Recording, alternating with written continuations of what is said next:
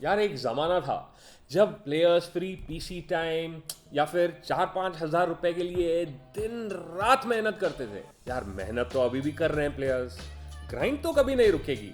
But आज results free time या 4-5 हज़ार नहीं, या फिर कैफे में मिलने वाला स्वैग नहीं, आज वो मेहनत आपको आपके देश को रिप्रेजेंट करने का मौका भी दिला सकती है। तो इस एपिसोड में वैलोरेंट कॉन्करर्स चैंपियनशिप और ग्लोबल ई स्पोर्ट्स के जीत की बातें तो करेंगे ही, लेकिन उसी के साथ गॉडलाइक ई स्पोर्ट्स की नई BGMI roster, CODM world championship में टीम आईएनडी का अनस्टॉपेबल परफॉर्मेंस और फ्री फायर में तो पॉलिटिशियंस ई स्पोर्ट्स के प्राइज डिस्ट्रीब्यूशन सेरेमनीज में चीफ गेस्ट बन के आ रहे हैं। हाँ, कहा था ना, मेहनत का फल।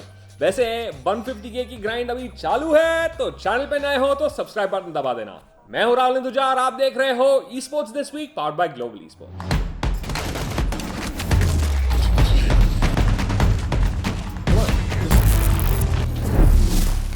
पिछले साल में इंडियन गेमिंग कम्युनिटी ढेर सारे बड़े बड़े चेंजेस से गुजरी। नई teams, tournament organisers, esports organisations, ढेर सारे लोगों ने अपना फाउंडेशन बना लिया और इसका ग्रोथ हम सबको दिखता है। गेम्स चाहे जो भी हो, Nodwin Gaming, Sky Sports, TC, esports.in, Tesseract जैसी टूर्नामेंट ऑर्गेनाइजर्स की वजह से इंडिया की गेमिंग कैलेंडर तो हमेशा फुल रहती है। लेकिन अभी भी वो इंटरनेशनल बैरियर पार करना, देश को इंटरनेशनली रिप्रेजेंट करना, उसकी कोशिश अब जारी है। सीओडीएम जैसे गेम्स में वर्ल्ड चैंपियनशिप तक पहुंच गए, लेकिन अभी भी ई स्पोर्ट्स में लोगों को इंडिया का पोटेंशियल नहीं पता। और इस एपिसोड में हम वही करेंगे, पोटेंशियल दिखाएंगे। इतिहास में ये पहले भी हो चुका है, लेकिन ये बात शायद आपको पता नहीं होगा। टीम इंडिया यानी कि टीम मेहम पिछले साल साउथ एशिया के सारे टीम्स को हरा के सीओडीएम के वर्ल्ड चैंपियनशिप के फाइनल्स तक आ पहुंचे थे। बट कोविड-19 के वजह से ये इवेंट का फाइनल कैंसिल हुआ। आज फिर से टीम आईएनडी बन के मिडिल ईस्ट और साउथ एशिया रीजन का क्वालिफायर्स फिर से जीत लिया है। तुम कल हारे हो, आज हारोगे, परसों भी हारोगे, लेकिन एक दिन ऐसा आएगा कि तुम अपनी गलतियों से इतना सीख गए हो कि आपको कोई नहीं हरा पाएगा। 15 लाख रुपए के प्राइस पूल के साथ साथ अपने देश का झंडा इंटरनेशनली लहराने का मौका। कॉन्फिडेंस का बात करें तो जिस हिसाब से हमारा 2020 वर्ल्ड कप रहा था और वहीं से हमने ग्राइंड करना शुरू किया था और सारे मेजर्स हो गए, और ये इस साल का जो स्टेज 3 था उस हिसाब से अगर हम देखा जाए तो हम पूरा कॉन्फिडेंट है कि हम लोग ट्रॉफी इस बार जीतेंगे। वर्ल्ड चैंपियनशिप फाइनल का प्राइस पूल 15 करोड़ रुपए है एंड उसमें दुनिया भर के बेस्ट टीम्स खेलेंगी। Huge congratulations to Team IND, Team Vitality and Revenant Esports जो अपने देश को CODM वर्ल्ड चैंपियनशिप के ग्रैंड फाइनल्स में रिप्रेजेंट करेंगे। हम WC में जब रिप्रेजेंट करेंगे इंडिया को, और भगवान करे कि हम जीत भी जाए, इंडिया के लिए पहली जो ट्रॉफी आएगी ना, उसके बाद ही इंडियन स्पोर्ट्स को एक व्यू मिलेगा। जैसे क्रिकेट था, तो क्रिकेट में 1983 जब कपिल देव ने वर्ल्ड कप जीता था, उसके बाद क्रिकेट एक अलग ऊंचाइयों पे गया। तो वैसा ही हमारा भी गोल है इंडियन स्पोर्ट्स में एक ऐसा इम्पैक्ट लाना है कि पूरी चेंज हो गई, एज अ करियर लोग लेने लगे। वैसे फ्री फायर में भी यही चल रहा है। इसकी कहानी शुरू होती है पिछले साल के फ्री फायर कॉन्टिनेंटल सीरीज से। टोटल गेमिंग, टीम एलीट और स्टालवॉट ई स्पोर्ट्स, इन 3 टीमों ने इंडिया को रिप्रेजेंट किया और इस इवेंट में इन्हें लड़ते देख के कम्युनिटी में तो एक अलग ही जुनून बन गया। इंडिया को वर्ल्ड स्टेज तक पहुंचाने का जुनून बन गया। इनफैक्ट कॉन्टिनेंटल सीरीज का व्यूअरशिप देखा जाए तो 25 लाख लोग इस इवेंट को लाइव देख रहे थे। आज तक ये जुनून जिंदा है, क्यों औरो? जी हाँ एमी भाई, टीजी और एलीट दोनों काफी सक्सेसफुल टीम्स रहे हैं। टोटल गेमिंग जुलाई में फ्री फायर प्रो लीग जीते और टीम एलीट हर टूर्नामेंट में टॉप 3 आके अपना कंसिस्टेंसी बरकरार रखते हैं। वैसे 2021 में इंटरनेशनली इंडिया को रिप्रेजेंट करने की संभावना थी, बट कोविड-19 की वजह से इस साल का free fire world series cancel हो गया। लेकिन चुनौती की कोई कमी नहीं है, क्योंकि फ्री फायर इंडिया चैंपियनशिप का एफएफसी मोड खत्म हुआ, जहां से 42 टीम्स आगे बढ़ चुके हैं क्लोज क्वालिफायर्स के लिए। जिन लोगों को नहीं पता, फ्री फायर इंडिया चैंपियनशिप का प्राइस पूल 75 लाख रुपए है। फ्री फायर की कहानी यहीं पे खत्म नहीं होती, क्योंकि गरीना के साथ साथ ढेर सारे टूर्नामेंट ऑर्गेनाइजर्स देश के सारे टीम्स को अपना स्किल शोकेस करने का मौका दे रहे हैं। इस हफ्ते इंडिया टुडे गेमिंग ने अपना अगला इवेंट अनाउंस किया, जिसका नाम वर्ल्ड ई स्पोर्ट्स कप है एंड इस इवेंट का लोगो रिवील किया दिल्ली के deputy chief minister Shri Manish Sisodia ji ने। ये इंडियन ई स्पोर्ट्स के लिए बहुत स्पेशल इवेंट था क्योंकि पॉलिटिक्स और ई स्पोर्ट्स दोनों एक दूसरे को बढ़ावा दे रहे थे और इस इवेंट के विजेता बने TSM FTX और सेकंड आए TSG आर्मी। इंटरनेशनल रिप्रेजेंटेशन और लाखों रुपयों तक ठीक था, लेकिन ई स्पोर्ट्स में पॉलिटिक्स? सोच रहे होगे ये कब से होने लगा भाई? यार धीरे धीरे सिर्फ आप और मैं ही नहीं बल्कि देश भर में लोगों को गेमिंग का पोटेंशियल दिखने लगा। ये सब CODM, फ्री फायर, BGMI और वैलोरेंट जैसी गेम्स की वजह से ही पॉसिबल हुआ है। इतना ही नहीं, इस हफ्ते एक और थर्ड पार्टी टूर्नामेंट अनाउंस हुआ, Snapdragon conquest free fire pro series. इस इवेंट का प्राइस पूल 30 लाख रुपीस है एंड हर बार की तरह इसके बारे में डिटेल जानकारी आपको डिस्क्रिप्शन में मिल जाएगा। वैसे डिस्क्रिप्शन तक स्क्रॉल कर ही रहे हो तो सब्सक्राइब कर दो जरा। CODM और फ्री फायर की ढेर सारी बातें ऑलरेडी कर ली, बढ़ते हैं BGMI पे। BGMI के रिलीज होने के बाद top teams, players, orgs, tournament organisers पीछे मुड़ने का नाम ही नहीं ले रहे यार। Villager Esports, Upthrust Esports Network, Sky Sports जैसी ऑर्गेनाइजेशंस ने सीन में कभी टूर्नामेंट्स या फिर स्क्रिम्स की कोई कमी नहीं महसूस करने दी और इन स्क्रिम्स और टूर्नामेंट्स को देखने रोज लाखों लोग आते हैं यार।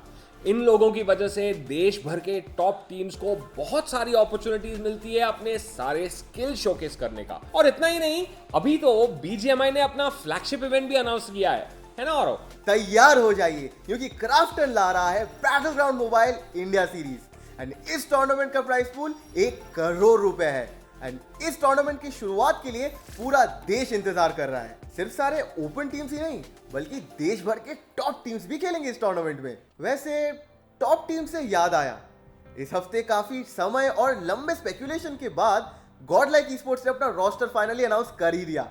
इस टीम में एक्स टपाटप यानी कि घातक, जॉनथन, नियो, क्लच गॉड और जी गॉड खेलते हुए दिखेंगे। जिन लोगों को नहीं पता, ये वही रोस्टर है जो 2019 में PUBG मोबाइल क्लब ओपन जीते थे और PUBG मोबाइल के वर्ल्ड लीग में 6th आए थे। रही बात इंडिया को इंटरनेशनल रिप्रेजेंट करने की, हमारे BGMI के टीम्स हमेशा से अपने आप को प्रूव करते हुए आ रहे हैं और आगे भी करते हुए दिखेंगे। Huge congratulations to them. जब से गेम रिलीज हुआ है टूर्नामेंट्स की तो बौछार हो रही है। गेम को रिलीज हुए 2 महीने हुए नहीं कि महायुद्ध, TC invitational, APL and India की आफ्टर पार्टी खत्म हो चुकी है। आफ्टर पार्टी के विनर्स बने eSports Expo एंड उसी इवेंट में एक स्ट्रीमर इन्विटेशनल भी हुआ जिसके विनर्स थे टीम गॉड निक्सन। वैसे इन सारी इवेंट्स में हमारी टीम ग्लोबल ई स्पोर्ट्स भी जम के टक्कर दे रही है, हर इवेंट में टॉप 5। और उतना ही नहीं, अभी तो स्पीरो और मायावी भाई दोनों इंडिया टूर पे हैं और ये सारे इवेंट्स कास्ट कर रहे हैं, तो टीम के साथ साथ उन्हें भी आने वाले इवेंट्स में सपोर्ट करना चैट पे जी फाइटिंग स्पैम करते रहना। यार देखो, ये वीकेंड जी के हर फैन के लिए इमोशनल था, सिर्फ हमारे VCC विन के लिए नहीं, BGMI टीम के सक्सेस के वजह से ही नहीं, बल्कि एक और बहुत ही बड़ी अचीवमेंट थी। There's no way, bro! Oh my god! हमारी फोर्टनाइट स्क्वाड एक अकेली इंडियन टीम बनी जिन्होंने FNCS यानी कि फोर्टनाइट चैंपियनशिप सीरीज के फाइनल के लिए क्वालिफाई किया। Very rare, insane. We've been grinding for 4 weeks hard. और मिडिल ईस्ट रीजन के टॉप 33 टीम्स में शामिल होके फाइनल्स खेलेंगे। Out of 5 to 6,000 teams over 4 weeks, we are in the top 33, which is insane. The only Indian team right now. अगले weekend इनकी टक्कर होगी सारे रीजन के टॉप टीम्स के अगेंस्ट। देश का नाम और अपने ऑर्ग का नाम जरूर रोशन करना। अब आते हैं बड़े गेम बड़े एक्सपीरियंस वैलोरेंट पे। 12 लाख रुपए का टोटल प्राइस पूल और एक चांस हमारे देश को इंटरनेशनली रिप्रेजेंट करने का। इस हफ्ते 3 महीने के ग्राइंड के बाद वैलोरेंट कॉन्करेंस चैंपियनशिप फाइनली खत्म हुआ और इसके विनर्स थे none other than global esports. Semifinals में वो लोग मिले हम लोग हारे। डाल करके लेफ्ट हैंड साइड से मूव करना चाहेंगे, विल बी शट अप। तभी थोड़ा लगा कि नहीं, ऐसा नहीं होना चाहिए। I was about to give up. Okay, you cannot do it. It's over. It's out of your hands. I listened to that first, and there was some voice that echoing like, "No, now is not the time for you to give up. Like, you at least need to try, or you're gonna regret it for the entire, I don't know, for your life maybe." I still had that belief कहीं ना कहीं कि we can still make it happen. जो last map में हम लोग एक दूसरे के ऊपर ट्रस्ट दिखाए ना, उसकी वजह से ही है।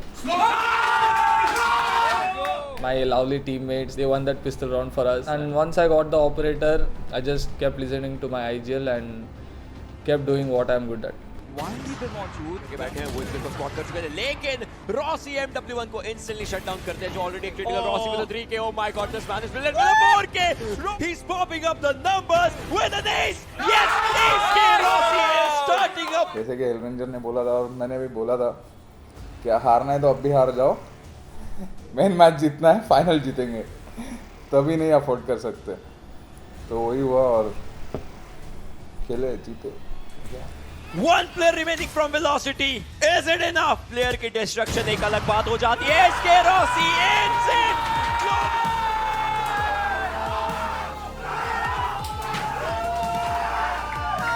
लेकिन it almost felt like कि लिखा हुआ था कि हम लोग इतने आने पे being 9-2 down, we come back to win on that map 13-10. So it was just something, you know, I think it was meant to be.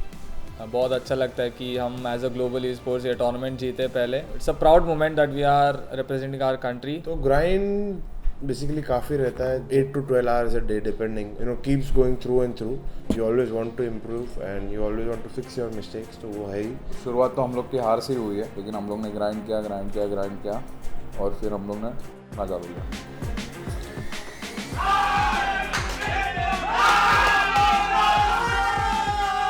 हो कोई भी इवेंट तो जीतने ही खेलते हैं मैच भी जीतने ही खेलते हैं ओपोनेंट भी कोई भी हो. First we become number 1 in SEA, then we move on to the world stage. So right now the biggest goal is to win the APEC last chance qualifiers. So after that we'll move on to the world league.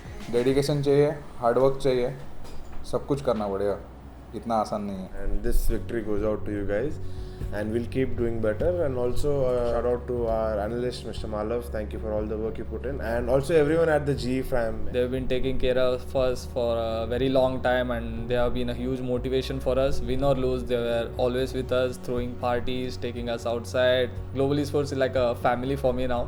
And to my fans, thank you and I love you guys. Instagram पे follow करो, YouTube पे follow करो. Global sports की तरफ से इस event के organisers northern gaming को एक बहुत ही बड़ा शाउट आउट.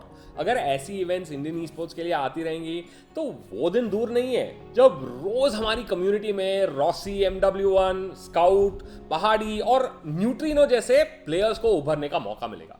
सारे कास्टर्स हिंदी डेस्क से ओशन भाई, जॉनी, फिक्सेस, इंग्लिश डेस्क से ब्लेड, डिंको टीवी, सीए, नेक्रो जी जान से कास्टिंग की है यार. और सारे ऑब्जर्वर्स, प्रोड्यूसर्स जिन्होंने दिन रात मेहनत करके ये शो ऑर्गेनाइज किया है और ये कहानी को एक प्यारा सा रूप दिया है.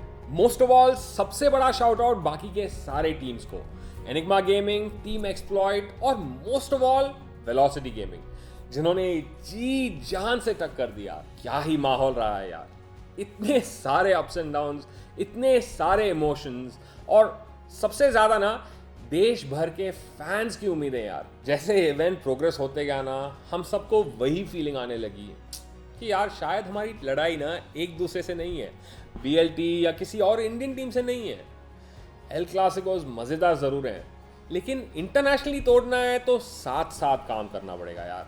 अच्छा खेलेंगे और अच्छा खेल के नाम कमाएंगे, सिर्फ अपने लिए ही नहीं, हमारे देश के लिए, हमारे रीजन के लिए. दोगे ना आप लोग भी साथ? वेलोसिटी हो या फिर जीते चाहे जो भी, मेन गोल तो इंडिया का नाम रोशन करना है ना. आखिर सबसे बड़ा हर्डल तो वही है ना. वैसे हर्डल से याद आया, हर्डल्स के स्पेशलिस्ट मतलब मोहित कहते रहते हैं कि गेम की तरह लाइफ में भी कभी कभी हर्डल्स आते रहते हैं यार. लेकिन हम इन हर्डल्स का सामना कैसे करते हैं वही सबसे ज़्यादा डिपेंड करता है. हमारी वैलोरेंट टीम के लिए भी यही सच्चाई है. जब फर्स्ट क्वालिफायर हारे वो एक्चुअल में हार नहीं थी यार, बस एक हर्डल था. फिर जब VCC के सेमीफाइनल्स में हारे वो भी एक छोटा सा हर्डल ही था. उन हर्डल्स का सामना करके ही टीम VCC जीत पाई.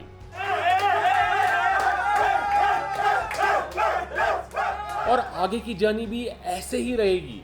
हर्डल्स आते रहेंगे और हम इन्हें सॉल्व कर करके आगे बढ़ेंगे. पहले LCQ में, फिर शायद पता नहीं वैलोरेंट चैंपियंस 2021 में. ये तो पहला चेक पॉइंट था. आगे का सफर बाकी है। और अगर आपको ये सफर का हिस्सा बनना है तो चैनल को सब्सक्राइब करो, वीडियो को लाइक करो और आगे की कहानी देखते रहो। मिलता हूं आप सबसे अगले एपिसोड में। चलो बाय।